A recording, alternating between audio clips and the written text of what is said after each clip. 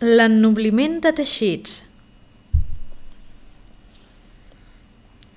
Quan la tela surt del teler, abans d'arribar a la confecció, pot seguir diferents processos per tal de facilitar-ne la posterior elaboració o per comunicar-los l'aspecte, el tacte o altres propietats necessàries per a la venda o l'ús final.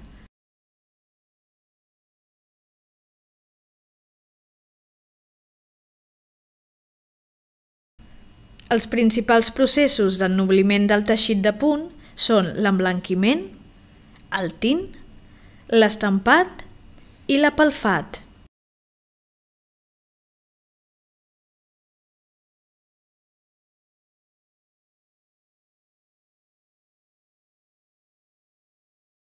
Punt tàctil exposició.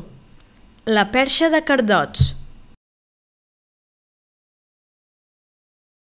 La perxa de cardots s'utilitzava per realitzar un tractament d'acabat, que consistia en gratar una de les cares dels teixits per tal d'extreure'n pèls. D'aquesta manera s'obtenien els apelfats o envellutats.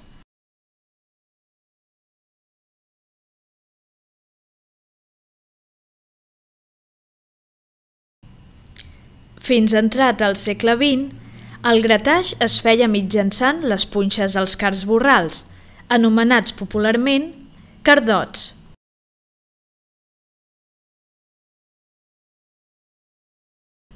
Al llarg del temps, els cardots s'han substituït per pues metàl·liques.